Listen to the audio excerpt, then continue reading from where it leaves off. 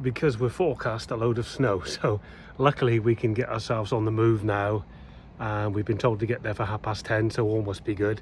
We haven't had an update from the vet's reference Dolly, apart from just come and get there, be here for 10:30, and we'll tell you everything then, because today we're forecast, I think it's about 15 centimetres of snow here around 2 o'clock, so it's time to get gone.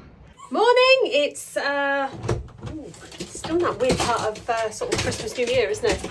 It's Saturday, the day that we're due all the snow. Go on then guys, get in the back of the car. That's us on the road then. We're heading off into Bristol. The vets rang at about 9:30 this morning and basically said they're discharging all the dogs today. Any dog that can be discharged, they're getting out because of the weather that's coming later today. Yeah, I spoke to them and they pretty much said she's ready to collect, and I'm like, that's good, we'll get ready, we're coming. The vet didn't want to talk to us on the phone, nothing sinister, but pretty much don't waste your time, just come and get your dog, because we know we've got, I think it's about 12 centimetres of snow due today with us, so we need to get out and back by 1 o'clock. It's 10 to 10 now, so we'll be there about 20 to 11. The main thing is we're getting her back. We don't know if she was comfortable, what the after effects are, but we just want to go and get Dolly. So yeah, we're on the third trip down the motorway. She's on her third general anaesthetic, bless her, but we hope this is it. We hope it's done now. 12 centimetres doesn't sound like a lot of snow. We live on a hill. We live on a big hill. We live right at the top of a big hill, and when we get any snow from 3-4 centimetres and it's freezing ground, you can't get up our hill. It's quite funny actually. it's quite interesting to watch people trying to get up into our little cul-de-sac at the top. You can't do it. So once it snows like that, if you're not in, then you're gonna have to park right at the bottom on the main road, or don't go out, don't try and take your car out, because it's lethal. Yesterday's video, thanks everyone for watching. That's exactly, we hoped you would watch, because that is the way to support us, to earn from this channel, which is going to obviously pay Dolly's rather big bill. At the moment, just for the specialist treatment she's had, we're about 5,000 to 6,000. Yeah, spendy. It's spendy. A couple of people have suggested like a GoFundMe page. We don't want to do that. I think that's, for me, GoFundMe and charitable things are for people who can't afford. Well, thank you everybody for your kindness and thoughts, but we've got this one, thank you. Yeah. But as we just said, yeah, please just watch, subscribe, like, the comments help. It all helps that way, and we're really humbled by your lovely comments. Covering comments, we had a couple of comments from yesterday about what we saw at the Downs and how we came across, and maybe it's been misinterpreted. I'm just going to put the camera there because my arm's aching. Okay, go. Maybe it's been misinterpreted, but we meant no we meant no offence by talking about the caravan dwellers, or the van dwellers as they've been called in the press. What it was for me was returning back to Bristol. It's not what I remember. The Downs was always this scenic, beautiful place. You're a Bristol boy, open, aren't you? I don't think people perhaps don't know you're a Bristol boy. Well, I was born and brought up in Totterdown, which in its day wasn't a pretty place. It was destroyed by planning and development, and then I left the area around 1988 when the houses were just, each day the prices was just multiplying time after time. And I think, was I then? I was 17 when I left Bristol, and I realised I couldn't afford the houses. There was a time I could, but then they just started escalating, going crazy, and it was a place almost like London. It just skyrocketed. So we moved away, and I thought, I'm never going to get back to this place. So we went back yesterday when we picked up Dolly, and went into the centre, and yeah, that's, for me, it was a little bit heartbreaking to see what had happened. A lot of the shops were closed, the big names have disappeared, probably like many high street, you know, it was just not the best place. Homeless people asking for money, which is so sad to see. I know people have got hard times in life, and seeing all the vans up on the downs, yeah, I know they've got to go somewhere. It's the same for every part of the world, but all I would say to those that go up there, or the ones that are there, if you respect the space you're in, people will respect what you do. You know, the fly tipping possibly isn't yours, it could be anybody's who drives by and tries to put the blame on you, but to be fair, it looks an eyesore. It's not particularly pretty up there, and I hope everything gets sorted in due course and you're given a proper place to live. You know, so if we've offended you by being honest, apologies, but I still stick by my guns. It does look like an eyesore and it's a mess up there. My question yesterday was, where else is this happening? Is this something that we're going to see more of, where people are just going to turn up and live in caravans in public spaces? You have to forgive us, it's the first time we'd actually seen that, and we were told that it's been there many years, but we were up there obviously back and forward while Dolly was having her first operations, and I can't say we ever saw them. I guess the answer is from the people that are up there, well, where else can I go? Yeah. And it doesn't matter whether it's £1 million city or a £10 city, you must have somewhere to go, and it would be nice if it, I'm not saying you have to go somewhere, don't get me wrong. What I'm trying to say is it would be nice if you had a site provided. It's difficult because, you know, there's many cities that perhaps I'd like to live in, but I can't afford to. So should I pack up my camper van and go and park on a common, on a grassy green area, and just go, well, I can't afford to live here, but this is where I'm going to park and stay? I don't know the answer. It really is quite a sensitive topic, I think, because we've had a few comments saying, well, they got to be somewhere, and I was surprised because I keep reading that Vanlife is over in the UK and you can't park anywhere and you get moved on, and you know, we've seen that. So it's not over, is it? It's No. Actually possibly with councils becoming... The majority of the Downs is very clean and well cared for, but the area where we just stopped for a coffee because we needed a coffee, we were killing time waiting for Dolly, it's like, wow, you know, old tyres, cupboards, the innards of a caravan, gas bottles, rubbish strewn everywhere. And as somebody mentioned in the comments, where does the black waste go? There are some people, as I mentioned yesterday, that live in the vans and work in Bristol. So by working, obviously you're receiving a wage, you're being taxed, there's money going back to the government, the local council, so you know, you're using facilities that in essence are provided by the taxes that you paid. Yeah. There are some people that can't afford to live in Bristol, want to work there. It's catch-22. But then, of course, what we witnessed in the city centre was probably more homelessness than we've seen anywhere recently. There is so many people lying in doorways. I haven't seen it that bad, you know. We've been backwards and forwards over the years, and it's been nowhere like that. And you know, walking through the arcade and the St Nicholas Market and the old streets, it's changed. It's changed, and it's not given me a desire to go back, I'm afraid. What do you think's going on? Where do you think it's going? Is it happening anywhere else in the country? Interested to hear.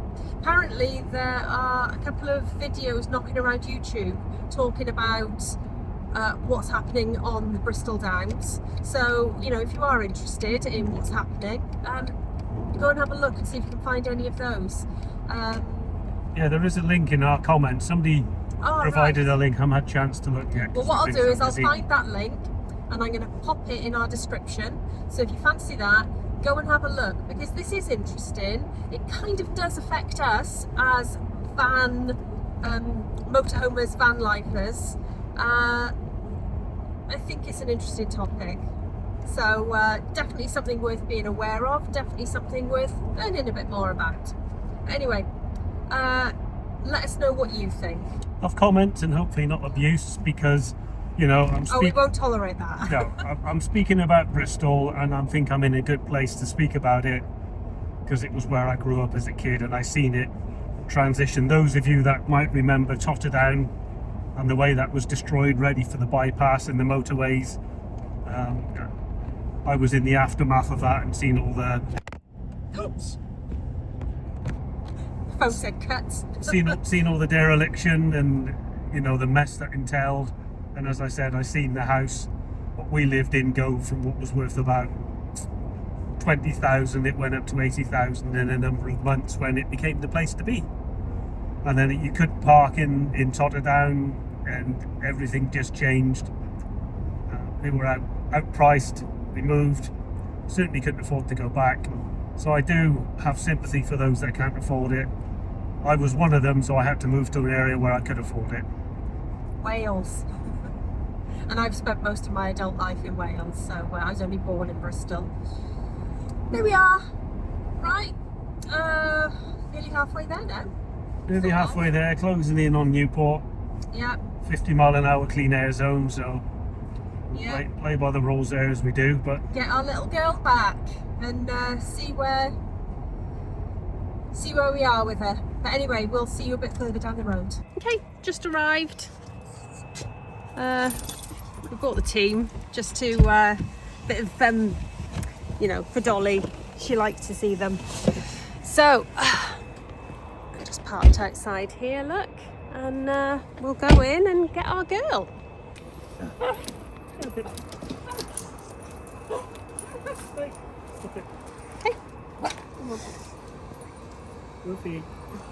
Right, in we go.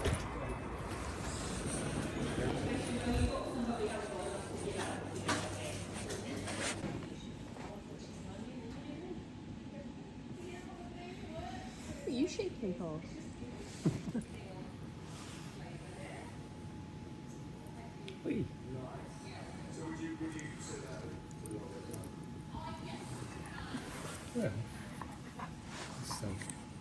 Okay, we've just gone through all the meds that she's got in there.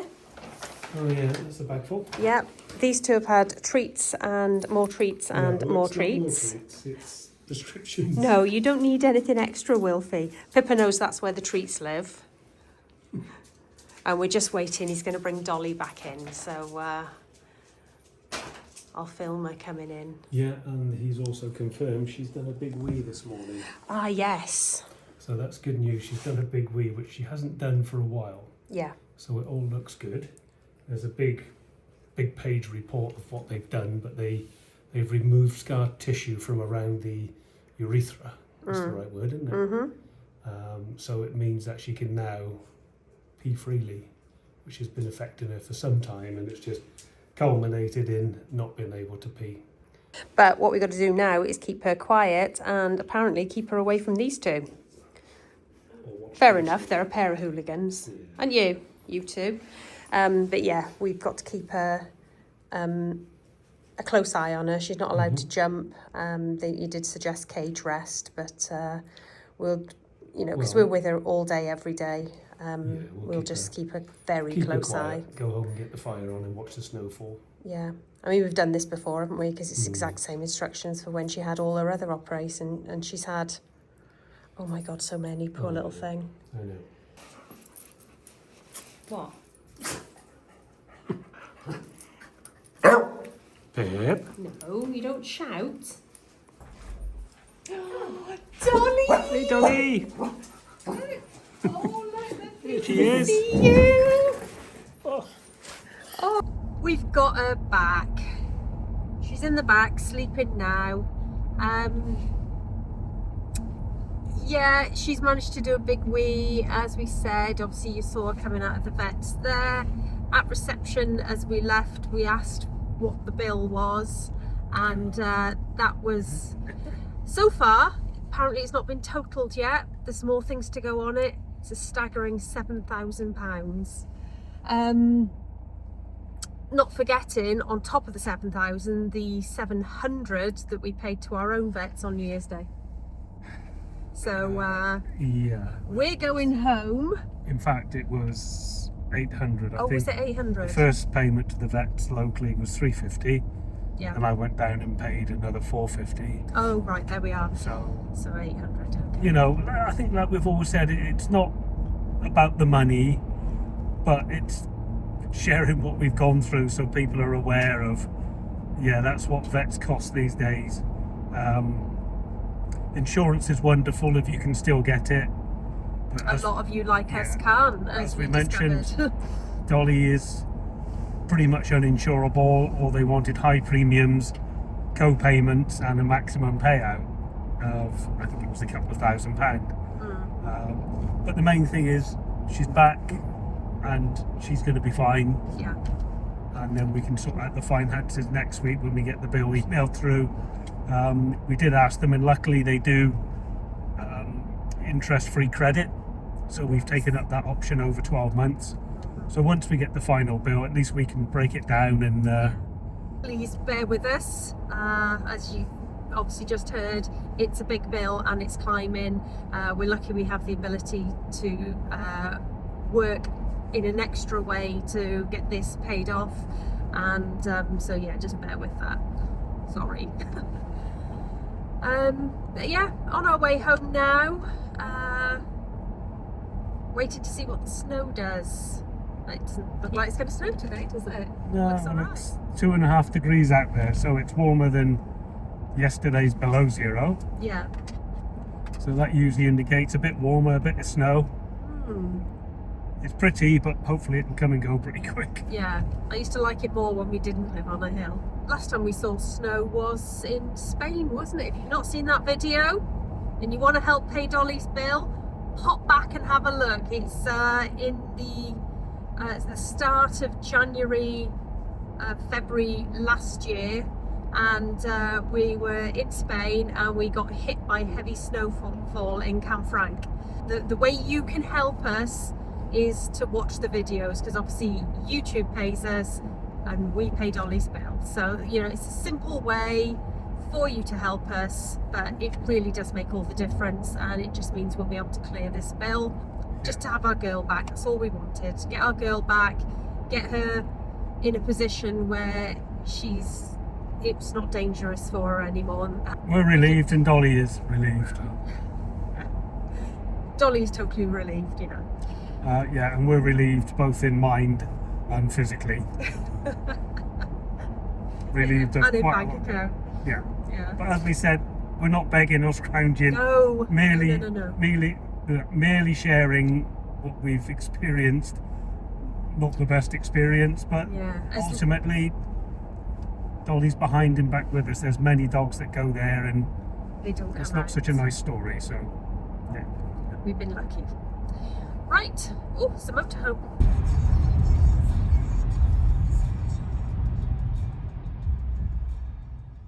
Okay, so she's home. Here she is. She's definitely able to wee, no problem at all. In fact, she's a little bit leaky, hence she's lying on top of a nappy here, which was left over from the days before we had the problem fixed. Yeah, so we've got her on a waterproof blanket here, and she's completely zonked out, as you can see. She gets the good drugs from Bristol, so she's heavily sedated still.